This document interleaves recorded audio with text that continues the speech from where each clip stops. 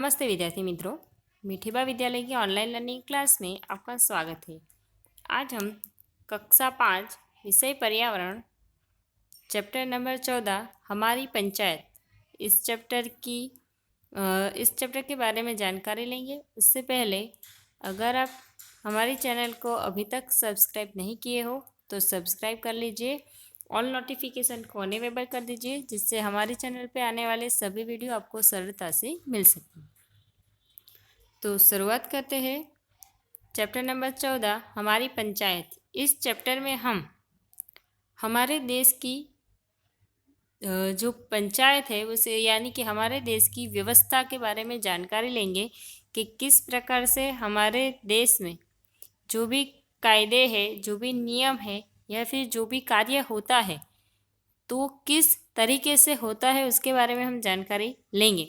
यानी कि हमें पानी की सुविधा हो, बिजली की सुविधा हो, ड्रेनेज सुविधा है, साफ सफाई सुविधा है, ये सारी सुविधाएं कैसे मिलती है, उसके लिए कौन जिम्मेदार है और किसको हम किसी भी बात की अगर हमें सुविधाएं नहीं मिल रही है तो हम किसको बता सकते हैं, कौन हमारे कार्यों का निराकरण ला सकता है या फिर हमारे आसपास जो भी कुछ हो रहा है वो कौन कर रहा है। यानी कि सड़कें बनाना, बिजली के खंभे लगाना, पानी की व्यवस्था हमें उपलब्ध करवाना, वो किस प्रकार से होता है उसके बारे में जानकारी लेंगे।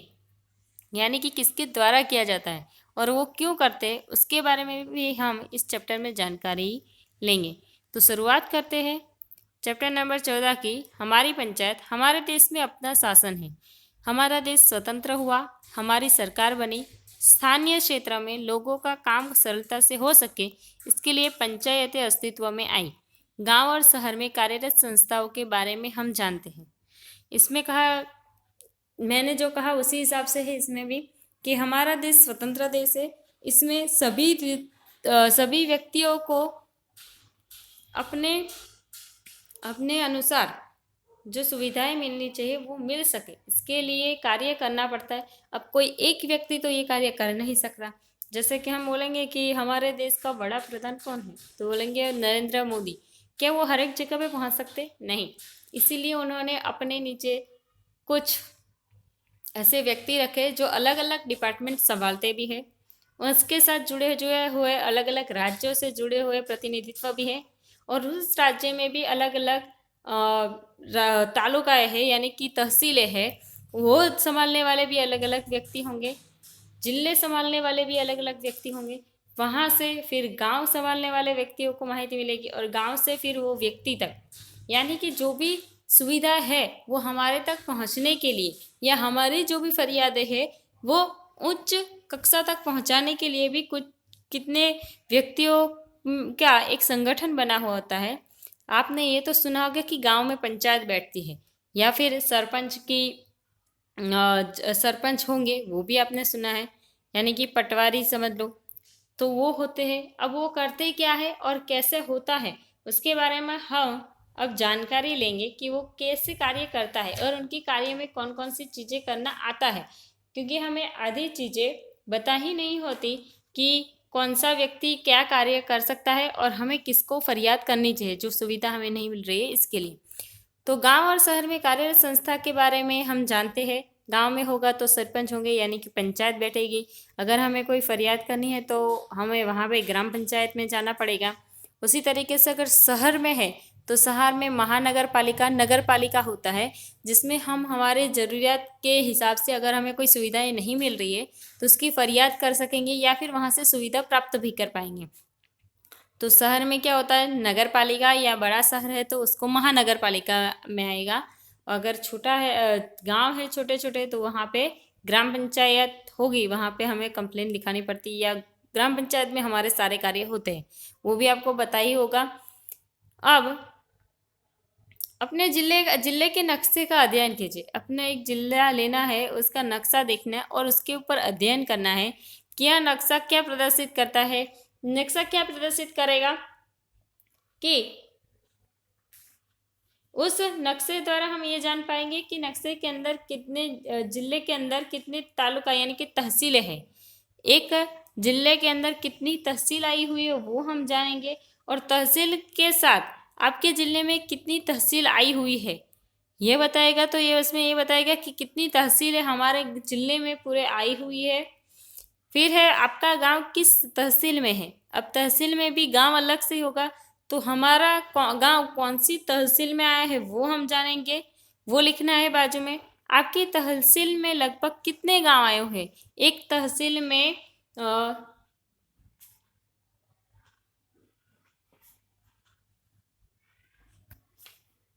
बहुत सारे गांव आए होंगे, जैसे कि 15 है, 25 है, या फिर ज़्यादा भी हो सकते हैं। उस तरह से हमारी तहसील में कितने गांव आए हुए हैं वो भी, जैसे तहसील होगी बड़ी या छोटी उस हिसाब से उसमें गांवों की संख्या भी होगी, वो लिखनी है आपको। इन सभी तहसीलों का संचालन कौन करता है। तहसीलों का संचालन कौन करेगा। पूरा जिला पंचायत करेगी ना, यानी सारी तहसीलों के बारे में जो भी होगा उसका संचालन करने के लिए जिला पंचायत में वो कार्य होता होगा सभी तहसीलों का। अब आपको एक चित्र दिया गया है और उसके बारे में कुछ नीचे लिखा। हमारे देश में पंचायती व्यवस्था है, यह व्यवस्था 3 स्तरीय है की है, जिसमें ग्राम पंचायत, तहसील पंचायत यानी कि तालुका पंचायत और जिला पंचायत यानी जिला परिषद जैसी संस्थाएं आई हुई है। जिसमें गांव के लिए ग्राम पंचायत, शहरों के संचालन के लिए नगर पालिका या महानगर पालिका कार्य करती है। ये संस्थाएं हमारे लिए अत्यंत उपयोगी है। शासन व्यवस्था अच्छी तरह से हो तथा जनप्रतिनिधियों के द्वारा अच्छा काम हो, इसके लिए जनसंख्या के आधार पर विभिन्न विभाग बनाए जाते हैं। इसमें जो बताया गया है उस हिसाब से हमारे देश में, मैंने कहा उस हिसाब से कि कोई भी कार्य करने के लिए, हमें कोई भी कार्य करना है या कोई भी जानकारी लेने है, हमारे तक जो भी सुविधाएं पहुंचती है वो किस स्तर के आधारित पे पहुंचेगी वही जानना जरूरी है। तो पहले तो हमारे देश में पूरी 3 प्रकार की पंचायतें हैं। एक है ग्राम पंचायत जो गांव में आती है, तहसील पंचायत जो तालुका में आती है, और जिला पंचायत जो सभी जिलों के साथ लागू होती है वो।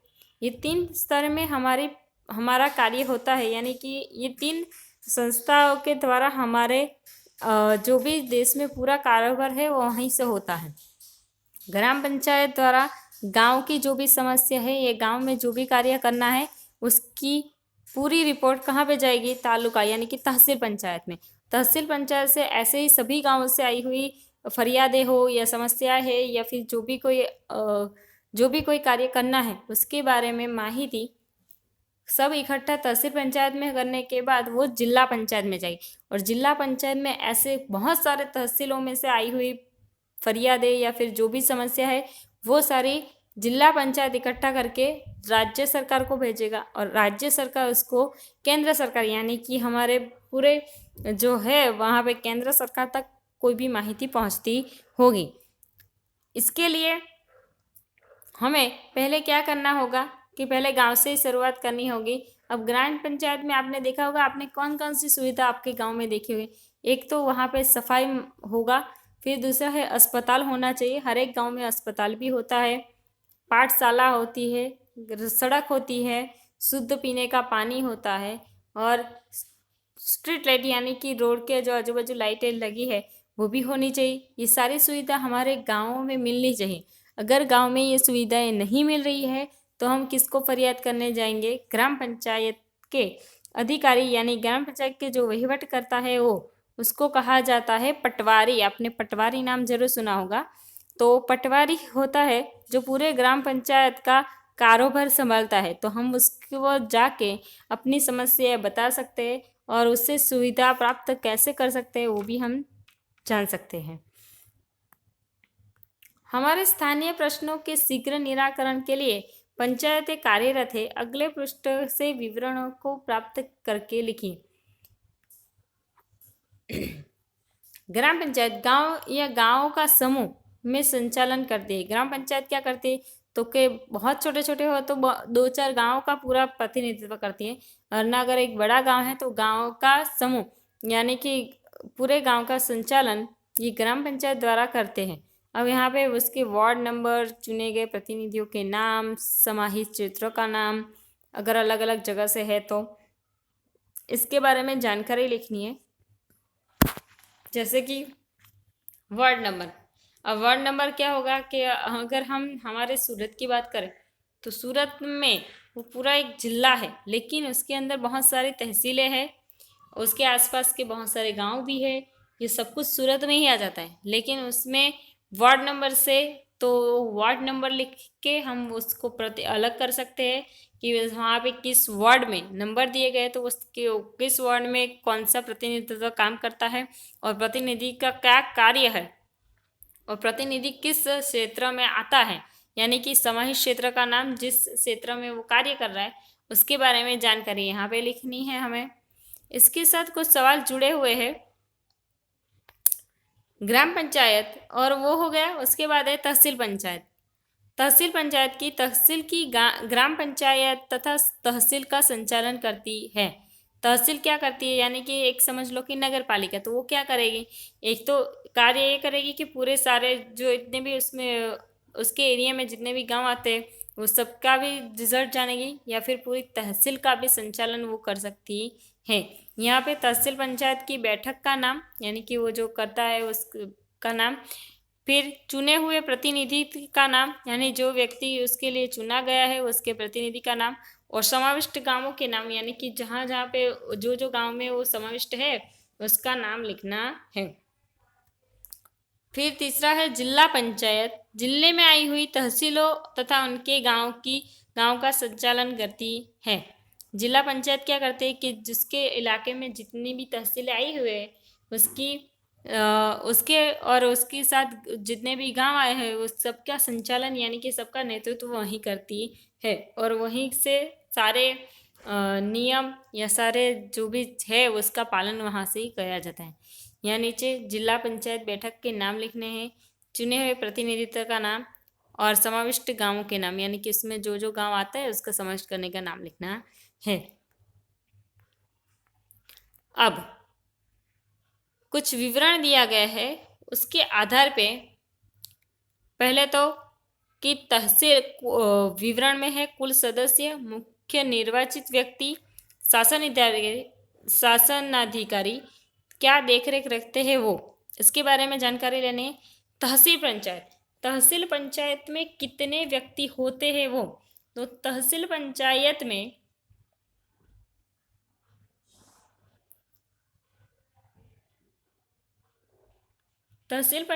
में सदस्यों की संख्या 15 से 51 तक की होती है, यानी कि 15 से 51 व्यक्ति तहसील पंचायत में चुने जाते हैं और वहीं सब लोग साथ में मिलकर कार्य करते हैं। जबकि जिला पंचायत में व्यक्तियों की यानी कि सदस्यों की संख्या 31 से 51 तक की रहती है, यानी कि 31 से 51 लोग इसमें मिलकर कार्य करते हैं, पूरी एक जिला पंचायत को संभालते होंगे। फिर है मुख्य निर्वाचित व्यक्ति, यानी तहसील पंचायत में जो कार्य करता है उसको क्या कहते हैं, तो उसको कहते हैं प्रमुख। जबकि जिला पंचायत के जो काम करते हैं उनको भी कहा जाता है प्रमुख, यानी कि जो भी तहसील में कार्य करते हैं उनको क्या कहता है प्रमुख, यानी निर्वाचित व्यक्ति यानी कि उसका मुखिया वो होता है प्रमुख। और उसके साथ साथ उसके ऊपर एक उप प्रमुख भी होता है, यानी कि जो सारे जो प्रमुख होते हैं वो मिलकर एक उप प्रमुख भी बनाते हैं।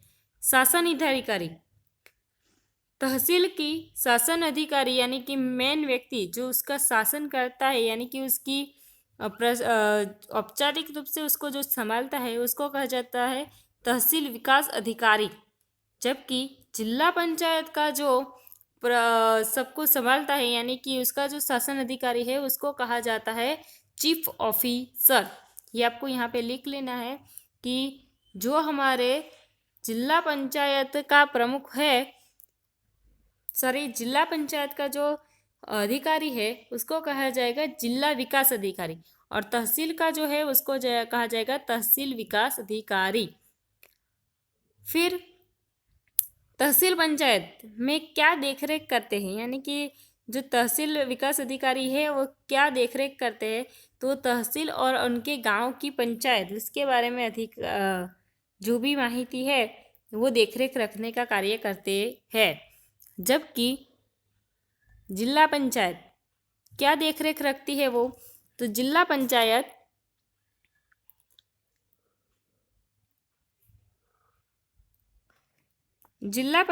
का मुख्य कार्य यही होता है कि वो तहसील अपने एरिया में यानी कि अपने ज़िले में जितनी भी तहसील आए हैं, जितने भी गांव आए हैं, उनके कार्यों पर ध्यान रखना, उन्हें मार्गदर्शन देना और उनके कार्य की माहिती एकत्रित करके रखने का वो कार्य करते हैं। यानी कि जो तहसील पंचायत है उसमें क्या हुआ, तहसील और गांव की पंचायत की उनकी देखरेख रखते हैं। जिला पंचायत तहसील और गांव दोनों की देखरेख रखते हैं। अब हमारी विद्यालय और वर्ग पंचायत का एक विवरण दिया गया है, जिसमें ये लिखना है कि महामंत्री कौन है, सफाई मंत्री कौन है, सांस्कृतिक मंत्री कौन है और स्वास्थ्य मंत्री है। हमारी शाला में यानी कि स्कूल में भी एक महामंत्री होगा, जैसे कि हमारे प्रिंसिपल हो, फिर सफाई मंत्री होंगे यानी कि जो हमारे विद्यालय की साफ सफाई करते हैं वो, या फिर उसकी जो देखरेख रखते हैं वो, यानी कि उसकी देखरेख रखने वाले की सफाई है कि नहीं। फिर सांस्कृतिक मंत्री यानी कि सांस्कृतिक जितने भी प्रोग्राम होते हैं उनके बारे में ध्यान रखना और वो कार्य करवाना, उसके भी एक प्रधानमंत्री होते हैं, हमारे विद्यालय में भी होते ही है। स्वास्थ्य मंत्री यानी कि बच्चों की स्वास्थ्य के साथ अगर कैसा है, क्या प्रॉब्लम है, उस ध्यान में रखने के लिए भी एक को व्यवस्था के रूप में सौंपा जाता है जिम्मेदारी, तो उसको कहा जाएगा स्वास्थ्य मंत्री। ऐसे कि वर्ग पंचायत में भी हम मॉनिटर बनाते हैं क्लास में, जो क्लास शांत रखने का कार्य करता है या टीचर होने ना होने के समय पे वो ध्यान रखता है, तो उसको महामंत्री। दो ऐसे भी होते हुए जिसको हम महामंत्री सफाई मंत्री यानी कि साफ सफाई का ध्यान रखने के लिए बनाते हैं कि आपको ये देखना है कि कोई बच्चा गंदगी ना करे। ऐसे सांस्कृतिक मंत्री और स्वास्थ्य मंत्री भी होते, तो वर्ग पंचायत में वही लिखना है। आपका मित्र वर्ग पंचायत और विद्यालय पंचायत में हो सकता है। वर्ग या विद्यालय में विभिन्न जिम्मेदारियों को निभाने के लिए प्रतिनिधि चुने जाते हैं। इसी प्रकार से ग्राम पंचायत, तहसील पंचायत, जिला पंचायत में भी होता है। अपने क्षेत्र में चुनकर आए हुए लोग अपने अपने क्षेत्र का प्रतिनिधित्व करते हैं। अपने प्रतिनिधियों के बारे में हमने देखा है। इससे हम ये बात बता दें कि मैंने कहा उस हिसाब से कि हम ही लोग चुनते हैं, हम वोटिंग देने जाते हैं। और हमारे देश में कौन सी पद्धति है, लोकशाही देश है। हमारा जो देश है वो लोकशाही देश है, यानी कि लोगों द्वारा चुने गए लोग ही उसका प्रतिनिधित्व करते हैं और उस जिम्मेदारी को संभालते हैं।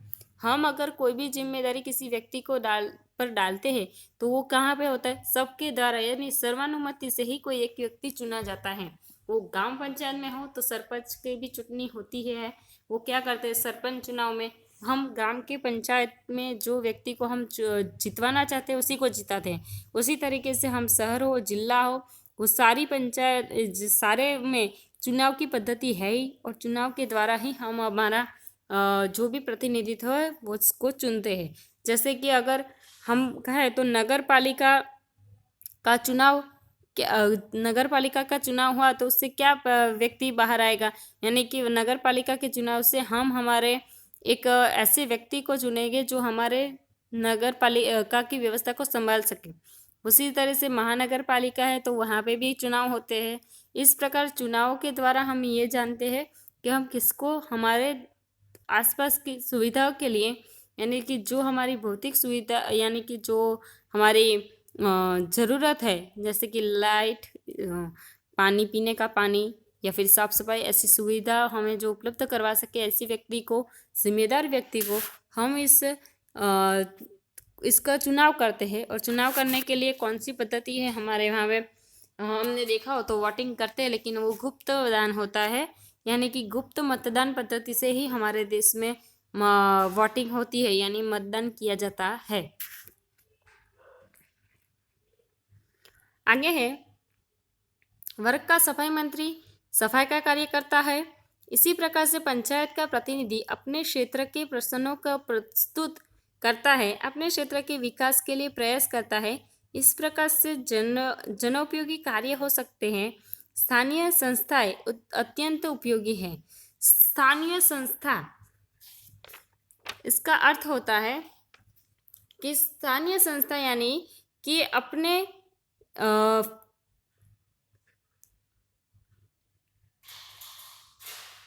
अपने जो भी संस्था जो स्थानीय संस्था है वो क्या कार्य करती है कि वो अपने वहीवट करने के लिए कायदों द्वारा यानी कि जो भी नियम कायदे बनाए गए हैं वो उसके अनुरूप एक संस्था बनाई जाती है जिसको हम स्थानीय स्वराज संस्था भी कह सकते हैं।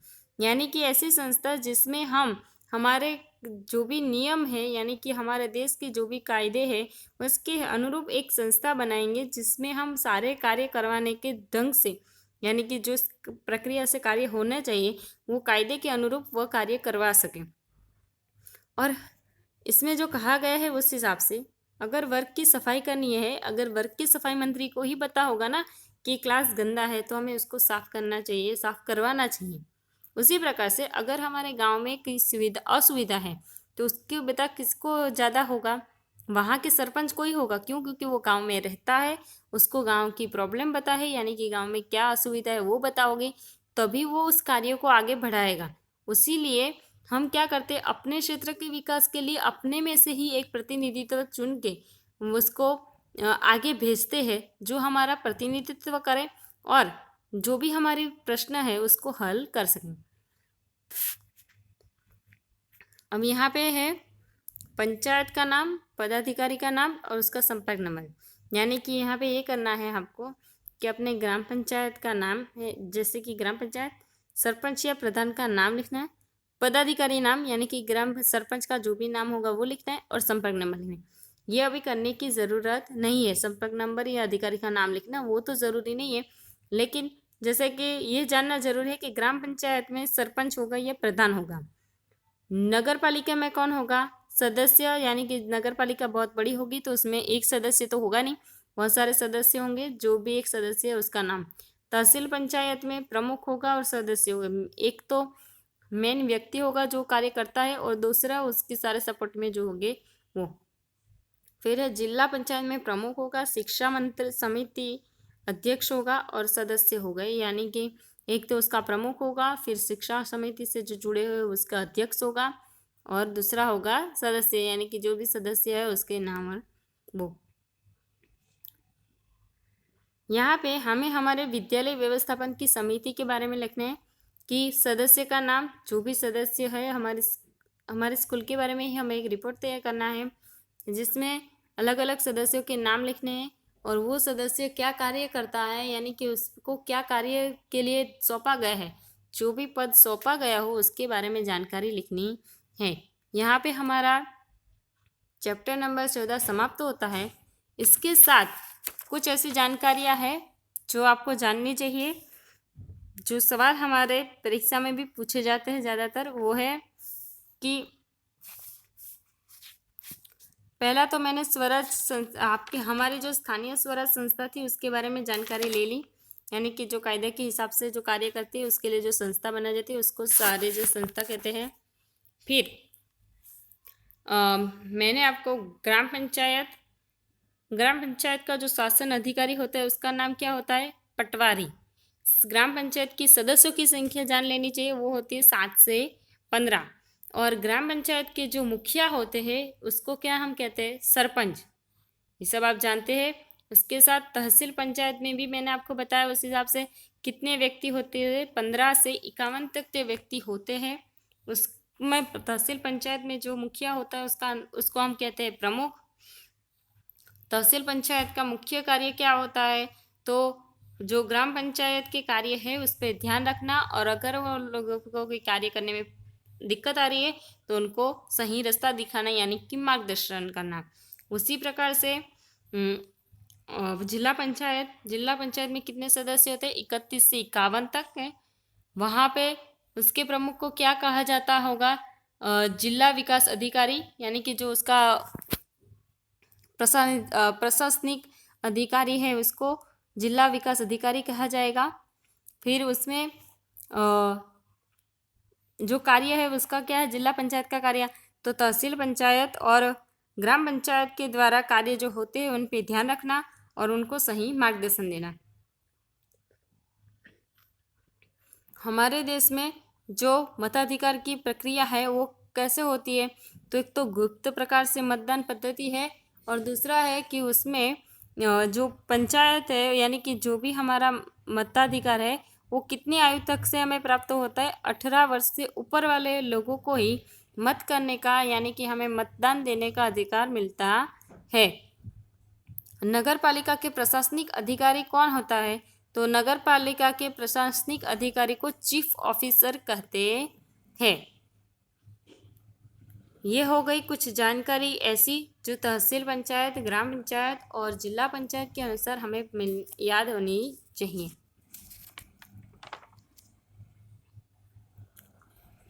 इसी के साथ हमारा 14वां चैप्टर यहाँ पे समाप्त होता है। इस वीडियो को लाइक और शेयर ज़रूर करें और इस चैनल को सब्सक्राइब कर लेना अगर अभी तक नहीं किया हो तो। Thank you.